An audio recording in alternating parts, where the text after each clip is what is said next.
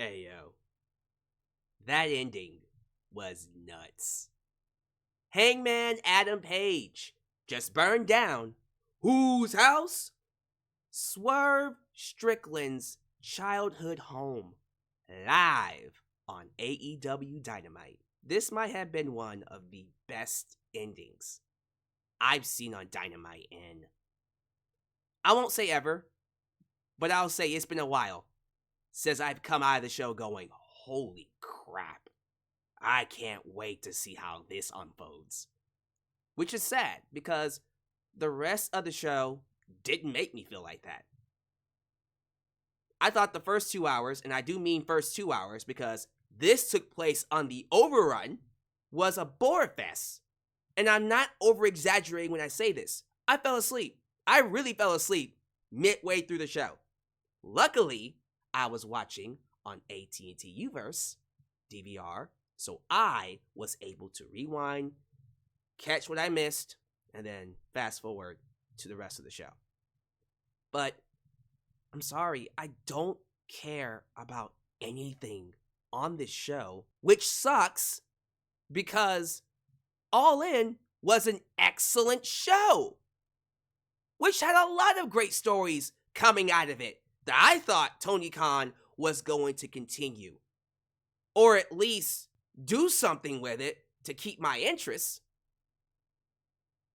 Most of the things on AEW's television shows going into All Out have no kind of story to it, or at least intrigue on my part. It's just random stuff happening. And I'm not even going to give you a review of Dynamite. I just kind of want to talk about a few things just to kind of give you an idea of why I thought the show was boring. Like, they had Kyle Fletcher taking on Okada. And I'm sitting here going, didn't Kyle Fletcher just lose to Ricochet last week? He had a one-on-one match against Ricochet and lost clean. And here he is the very next week getting a title shot. Tony, quit trying to make this guy work. I get it. You have a hard-on for Kyle Fletcher. I'm not saying he's a bad wrestler, but this isn't someone I think AEW should be focusing on. What about the other guy that Don Callis is managing? Remember him? Konosuke Takeshita?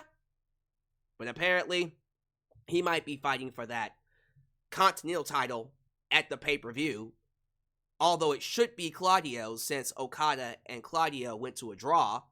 You would think logically, okay, do the rematch it all out. Nope.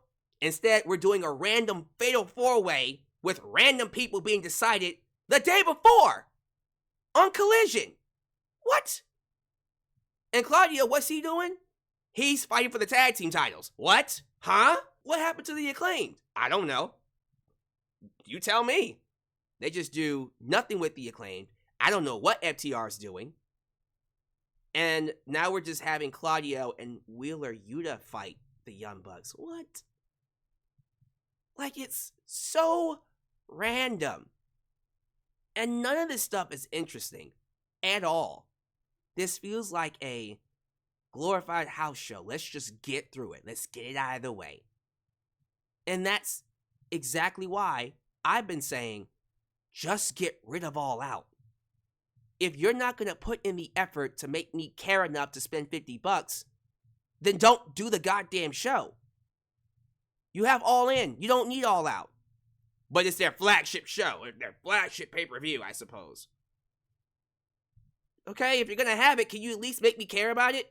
So, midway through, I was about to just say, screw this pay-per-view. I don't give a damn about it. But then, something happened. Swerve Strickland had a segment, and in this segment, he was showing that he bought this house. And I saw this segment earlier on Twitter as an exclusive for the AEW Twitter platform. And I made no big deal about it, but then they aired it on TV. And when they aired it, I went, wait, are they going to have Hangman Page burn down the house? I don't think they can pass this up. It's too good. And so I was just kind of sitting there going, I hope they do it. I'm not going to expect anything, but I hope they do it. As the show was going on and we got to the overrun where it was supposed to be a contract signing for a steel cage match, which was like very weird and on AEW like. We see Swerve inside the ring, and then Hangman's music plays, and he doesn't come out. That's where I just sat up in my chair and went, oh, they're gonna do it. And the segment plays out. You see Hangman literally at Swerve's childhood home. He's walking through the house. He's cutting an excellent promo. One of his best promos. He's menacing. You can see the hate in his eyes. But he's also reveling in it. This man just loves being evil. He enjoys bringing hell upon Swerve. And you already see the wheels turning. You know where it's going. And you see Swerve, because it's being shown on the Titantron, but you see Swerve inside the ring and he's selling it. He's angry. What are you doing there? What are you doing? You see Hangman Page walk through the house, goes outside, sits in a rocking chair after pouring gasoline all the way from inside the house to the outside. That man lights a match, drops it on the gasoline. That gasoline blows up, fire rushes to the house, and it gets lit up. And you see Hangman Page drinking his beer while it's happening. That shot of him drinking his beer was incredible. But what really sold it was Swerve going nuts inside the ring. Him just getting all emotional, throwing shit, hitting the mat, tears down his face, and then the camera shot closing in. Like, oh, you're a dead man. Like, he is seething with rage. And then you get a juxtaposition of Hangman Page smiling, drinking beer with fire in the background, and Swerve looking like a killer. And they end the show on that. I said to myself, so you mean to tell me you are capable of creating good TV? Because there's no way in hell AEW can produce a masterful segment like this. This was top-notch, peak AEW. Everything about this was fabulous. But what frustrates me is that I see a segment like this and go, why wasn't the rest of the 2 hours this good? You completely shat on the first 2 hours of your show to give us an awesome 7-minute overrun. The overrun was amazing, but that's the overrun. What about the rest of the 2 hours? What the hell was that first 2 hours about? The first 2 hours almost make me not want to watch All Out. But then that overrun where Hangman Page burned Swerve's house down, that locked in the $50. That saved it. Because I was ready to say, man, I don't even want to watch this show. Now I have to watch it. Someone is not walking out alive after what just happened. This is why I love it. So we all know that Swerve broke into Hangman Page's house. That was the big deal. Why is Swerve a babyface? He's the one that did the wrong thing. He's the one that committed the crime. He broke into Hangman Page's house and threatened the safety of his baby, his newborn. Right? And that was the one thing Hangman Page had over Swerve. Why is Swerve a babyface? Why are you guys cheering him? Swerve, despite breaking into the house, which is a crime, he didn't break anything. He didn't burn that house. And the child, it's fine. Okay, he gave him a t-shirt. That's it. He gave the baby his t-shirt. Oh, thanks, Swerve. Thanks, Uncle Swerve. But yeah, essentially, nothing was done to Hangman Page's family or his house. What Hangman Page did was far worse than what Swerve has done and probably would ever do. He burned down his childhood home, a house that he worked so hard to get. Think about how much a house costs, by the way. He worked so hard to buy it, he got it. And then it gets burned down. I think what Hangman just did 100% solidifies him as the heel. You can't dispute it. He is the villain now. He might not have been before. He is 100% the bad guy here. That was awful. That is terrible. And I hope Swerve Strickland beats the piss out of him. I want to see a massacre in this steel cage match. And I have a feeling I'm going to get it. That alone is going to be worth the $50. Props to Swerve, props to Hangman Page. I loved everything about this segment. It was beautiful. So well done. I just wish the rest of AEW, or at least the card of All Out, was this well done. So you know what? I guess it's a good time to preview and predict AEW All Out. So here you go, predictions for All Out. Don't have pictures. Don't care enough to have them until the review on Saturday.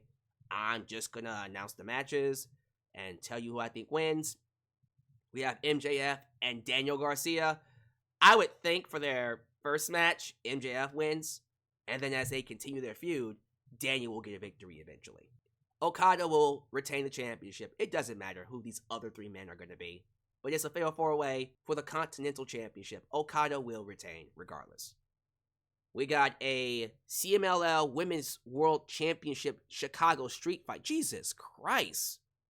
Okay, it's a Chicago Street Fight. Willow Nightingale versus Chris Statlander.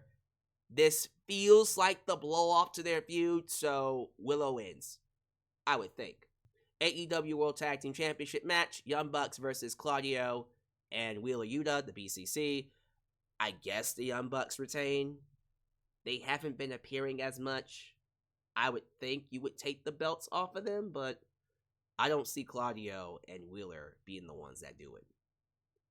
Hikaru Shida taking on Mercedes Moné again.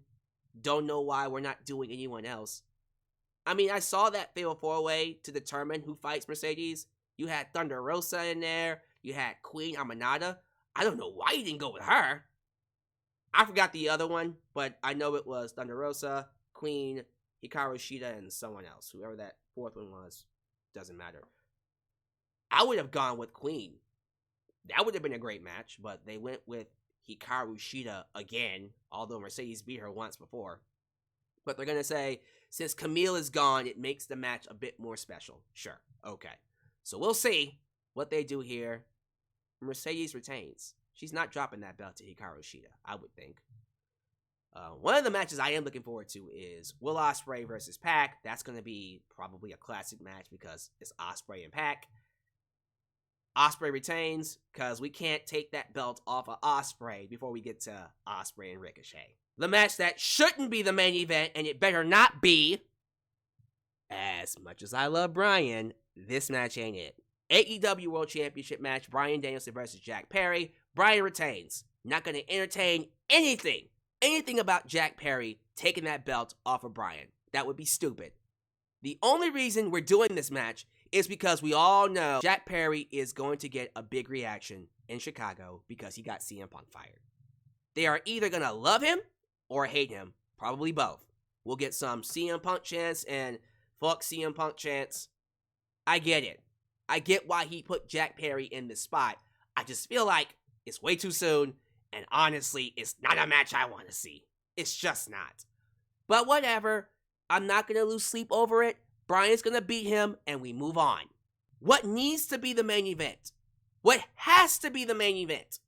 Hangman Page and Swerve Strickland Steel Cage. And I am seeing it's a lights out match now. They announced that it is a lights out Steel Cage match. They are going to massacre each other. It is going to be a bloody fight. A bloody, gory horror movie of all sorts. And I cannot wait. I have a feeling this might be their most violent match yet. And their Full Gear match was already violent as hell. I have no idea what they're going to do to each other now. Oh, I cannot wait. I have a feeling with the amount of heat and just the level of star power these two have, this might end up being a match of the year contender. It doesn't matter who wins. It doesn't matter who comes out the victor. We all win because we know the match is going to be great. And this is how it should be. This is how I should be feeling about everything you put on these shows. But unfortunately, other than, let's see, Will Ospreay and Pac, and I guess MJF and Daniel Garcia. That's it.